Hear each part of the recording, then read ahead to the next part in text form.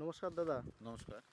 হ্যাঁ দাদা, এসছি আপনার যে এইখানকার যে ঠিকানা এবং যে ফোন নাম্বার সেটা একটু আগে বলে দিন আমার দর্শক বন্ধুদের। এটা মূলত নদিয়া জেলার গাংনাপুর থানার অন্তর্গত কোড়াবাড়ি গ্রাম। আর বিশেষ করে আমার গ্রামের কথা আমি কমই বলি, কারণ আমার গ্রাম ছাড়িয়ে 1 কিলোমিটার দূরে আমার নার্সারি। সেটা হচ্ছে দুটো স্টেশনের মিডিলে, যেটা হচ্ছে রানাঘাট থেকে আসলে প্রথম রায়নগর বা গাংনাপুর, এই দুটো স্টেশনের মিডিলে। তো তাই আমার এই এই জায়গাটা বলতে হয়, আমার বাড়ির ঠিকানা না বলে মাঠের ঠিকানা, অর্থাৎ নার্সারি যেখানে, সেই ঠিকানাটা বলাই ভালো। সেটা হচ্ছে এই রায়নগর এবং গাংনাপুর মিডিলে। আপনি দুটো স্টেশনে নামলেই আসতে পাচ্ছেন। তো রানাঘাটের দিক থেকে যারা কলকাতার দিক থেকে আসবেন তারা রানাঘাট আসুন, যারা উত্তর দিক থেকে আসবেন তারাও রানাঘাট আসুন। রানাঘাট এসে বনগা লোকালে চেপে রায়নগর নামুন। রায়নগর থেকে আপনি টোটো ধরুন, বলুন বিকাশ নার্সারিতে আসবেন, ওনারা সকলে চেনে নিয়ে আসবেন। আর একজন আসলে ওনারা 50 টাকা নেয়, যেহেতু এখানে রিজার্ভ করে আসতে হয়, ওই জন্য 50 টাকা নেয়। আর যাই হোক, আর আমার ফোন নাম্বার 9002716291। এই নাম্বারে আপনারা আমার সাথে কথা বলুন। আচ্ছা, বর্তমানে দাদা এখন কুল তারপরে লেবু ছেড়ে এখন কাঁঠালের দিকে সবাই ঝুঁকছে। তো কাঁঠালের চারা তো আপনার কাছে অবশ্যই পাওয়া যাচ্ছে, এবং সেই কাঁঠালের যে বিষয়টা আমি অনেক জমিতে গিয়ে দেখে এসেছি যে কাঁঠাল গাছ সকলেই চাষ মানে জমিতে শুরু করে দিয়েছে লাগানো, এবং অনেকের 1-2 বছরের গাছও হয়ে গেছে। হ্যাঁ, কিন্তু ওইখানে যে প্রবলেমটা চাষি বন্ধুরা ফেস করছে সেটা হচ্ছে কাঁঠালের ডাল শুকিয়ে যাচ্ছে কাঁঠাল গাছের, এবং যে মুচিগুলো আসছে অনেক মুচি ঝরে পড়ে যাচ্ছে সেই কালো কালো বর্ণের হয়ে। তো হ্যাঁ। এর থেকে মানে কি পরিচর্যা করলে এই সব কারণ থেকে চাষি বন্ধুরা মুক্তি পেতে পারে?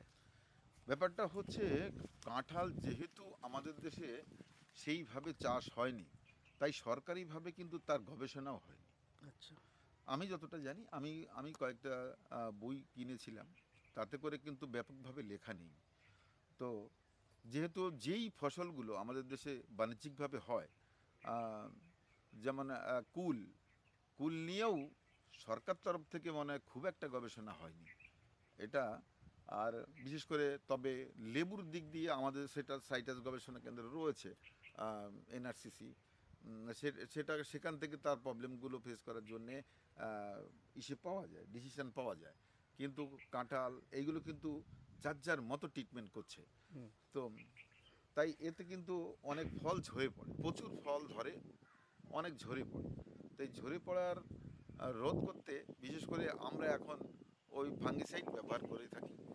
আর তেমনভাবে যে একেবারে গবেষকদের দ্বারা তেমন তথ্য এখনও পাওয়া যায়নি কাঁঠালের। তো যার যার মতো করে সে সে ট্রিটমেন্ট করছে। তো এইটা আমরাও কিন্তু ডিটেলস এটা বলতে পারবো না। যেমন এই গাছে তুমি দেখো, এই যে এই গাছে কাঁঠাল ধরেছে না, হুম। এই যে এই কাঁঠালগুলো দেখো, কটা কাঁঠাল ধরেছে, কিন্তু দেখো এই যে কাঁঠালটা অলরেডি এই যে বোটটা শুকিয়ে পড়ে যাচ্ছে। এর কারণ কি কোনো পোকা বা কোনো ফাঙ্গাস, সেসব বিষয় কিন্তু এখনও আমরাও 100% জানি না। তাই আমরাও কিন্তু নানানটা দিয়ে দেখছি যে গাছটা কোনটা দিয়ে রোধ হয়। আম, এরকম ফল কিন্তু প্রচুর ঝরে পড়ে, রেডি ফল। যেমন এই গাছটিতে কিন্তু হয়তো বা আরও ফল ছিল, এই যে গোড়া থেকে ধরেছে। একটা থোকাতে কটা কাঁঠাল, 1 2 3 4 5 6, এরকম 5 6 কি 15টা 18টাও হয়। 10 বছর আগে যখন আমার এরকম একটা গাছ ছিল, তখন এরকম না, এর হাফ মোটা ছিল। আমার এখন এক লেবার বেশি সার দিয়ে গাছটা মেরে ফেলে। তখন কিন্তু বর্ষাকালের সময় আমার ওই এইরকম মোটা একটা গাছে 40টা কাঁঠাল ছিল, সেই 10 বছর আগে। তখনই কিন্তু যদি আমি ভিডিও প্রকাশ করতাম, ওর ভিডিও করতাম, তাহলে কিন্তু মনে হয় ওটা প্রথম থাকতো। যাই হোক, তার আগেও হয়তো কেউ কেউ এনেছে, করেছে, কিন্তু এত প্রচার ছিল না। কিন্তু কাঁঠাল হট করে কিন্তু চাষবাস হচ্ছে, সেটা ভালো, কারণ এটা অফ টাইমে কিন্তু আসছে। আপনি দুর্গাপুজোর সময় কিন্তু একটা চালান পেয়ে যাবেন, গাছ যখন এরম মোটা হবে তখন কিন্তু অফ টাইমেও ধরবে। আমার এটা কিন্তু ধরে অফ টাইমে। আর এগুলো তো আমাদের জাস্ট মাদার গাছ, আমরা মানুষজনকে দেখানোর জন্য রেখে, দেখে দেখেন জঙ্গল হয়ে রয়েছে এখানে। আমরা কোনো পয়সা করি না, সার দিই না, কিছু না। এটা কিন্তু ন্যাচারালি যা ওদের ইচ্ছে হচ্ছে আর কি। চলুন একটা জমিতে যাব, যেখানে আমার এখান থেকে চারা নিয়ে চাষ করেছে বিঘাখানিক জমিতে। সেটা সম্ভবত 1 বছর প্লাস গাছের বয়স। সেখানে কিছু ধরেছে কি ধরেনি দেখা যাক। আচ্ছা দাদা, এইটাকে কাঁঠালের নামটা কি? এটা মূলত আমরা 10 বছর আগে থেকে এর চারা তৈরি করি।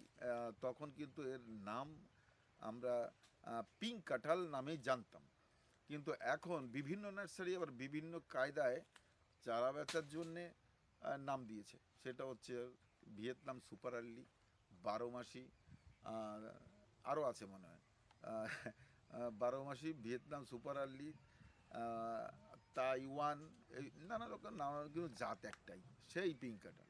এটাই দুবার হয়, তখনও হয়েছে, এখনও হচ্ছে।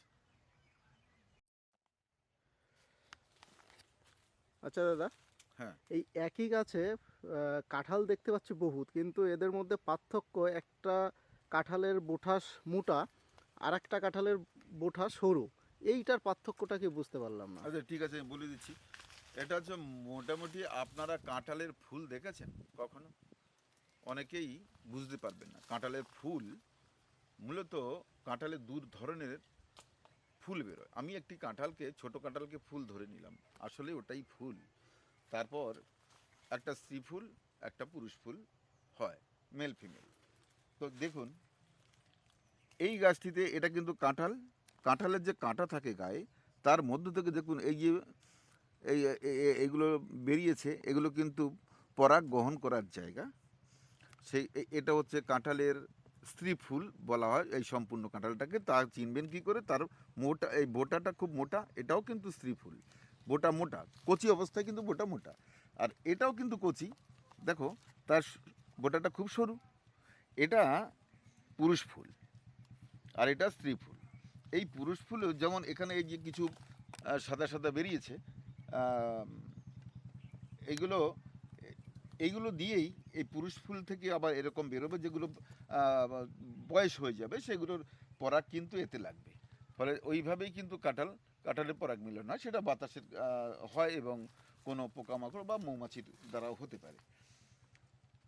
এটা পুরুষ ফুল, এটা ঝরবেই ঝরবে, এটা ঝরে পড়ে যাবে, কিন্তু কাঁঠালটা দাঁড়িয়ে যাবে। তবুও কাঁঠালের আবার এরকম বোটা মোটা হয়েছে, যেটা কাঁঠাল হয়েছে সেটাও কিন্তু ঝরতে দেখা যায়। সেই বিষয়ে আমরা একটু আগে বললাম যে ব্যাপকভাবে এর কিন্তু এখনও জানা যায়নি। সরকারি লেভেলে কোনো সেই রকম গবেষণার কোনো রিপোর্ট আমরা আছে কিনা জানি না, তবে আমি জানি না। ফলে এই স্ত্রী ফুল আর পুরুষ ফুল, পুরুষ ফুল যেটা, সেটা মাস্ট বি ঝরবেই, আর বোটাটা হয় সরু। এবং এই দেখুন এখানে একটা অলরেডি ঝরার পর্যায়ে চলে গেছে। এটা এটাও কিন্তু পুরুষ ফুল, তাই এটা ঝরে যাবেই, এটা নিয়ে ভাবার কিছু নেই। কিন্তু ভাবতে হবে তখন যখন এটা স্ত্রী ফুল, এটা যখন মোটা বোটা, কত মোটা, তাহলে এটা কিন্তু স্ত্রী ফুল, এটা যখন ঝরে তখন সেটা প্রবলেম ধরা হয়। তো এর কিন্তু এই গাছে কিন্তু ব্যাপকভাবে একটা থোকেতে 20টা অবধিও কাঁঠাল দেখা যায়, কিন্তু সব কাঁঠাল পরিপূর্ণ হয় না, বড় হয় না, সাইজ আসে না। সেটার কারণ হচ্ছে, এক হচ্ছে ব্যাপক ফলন, তারপরে অনেক ঝরে যায়। ব্যাপক ফলনের ক্ষেত্রেও কিছু ঝরতে পারে। আবার যদি কারো যদি 5টা ধরে, যদি 2টা একটা ঝরে যায়, তাহলে তো এটা ব্যাপক ফলন নয়, তাও ঝরছে, তার মানে প্রবলেম আছে। ফলে সেই প্রবলেম ভাবতে হবে। এখনও 100% আমি ক্লিয়ার নই। আমি বলেছিলাম যে আমরা প্রথমে আমাদের মাদার গাছ দেখিয়েছি জঙ্গলে, সেটাও কাঁঠাল ধরেছে, অনাদরেই কাঁঠাল ধরেছে। এখন আমার কাছ থেকে চারা এনেছে সঞ্জীব দাস, সে যদিও বাড়ি নেই, আমরা খুঁজে এসেছি। এই গাছটা লাগিয়েছে আমার কাছ থেকে এনে 1.5 বছর আগে, যদিও একটু বড় চারা, অন্তত 1.5 ফুট 2 ফুটের চারা এনেছিল। সেটাই সেই বাগানটাকে আপনাকে দেখাতে এনেছি আপনাদের। দেখুন এই গাছগুলোর বয়স কম, কিন্তু খুব হাইট হয়েছে। ও দেখছি উপরেও কাঁঠাল হয়েছে, দেখো এই দেখো, এর উপরেও কাঁঠাল হয়েছে। আচ্ছা,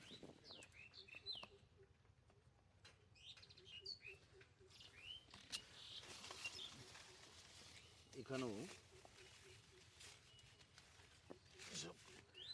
ভালো কাঁঠালও ধরেছে, কিন্তু কম বয়সে, এই বয়সে এত কাঁঠাল হবে আমি ভাবিনি। উপরেও রয়েছে, বুঝলে, উপরেও রয়েছে। এই কাঁঠাল মূলত এই পিঙ্ক কাঁঠাল নামেই আগে আমরা বিক্রি করতাম। পরবর্তীকালে বিভিন্ন নার্সারি বিভিন্ন রকম নাম দিয়েছে, সেটা আমরা বলেছি। তবে এটা কিন্তু খুব কম বয়স থেকেই ধরে, অন্তত 2 বছর বয়স থেকে তো সবার কাঁঠাল ধরেই যায় কম বেশি, কারো তো প্রচুর ধরে। এবং দেখুন এই যে পাশে গাছটি রয়েছে, এতেও যদি দেখানো যায়, দেখুন কি সুন্দর কাঁঠাল বেরোচ্ছে। এই দেখুন, এই দেখুন,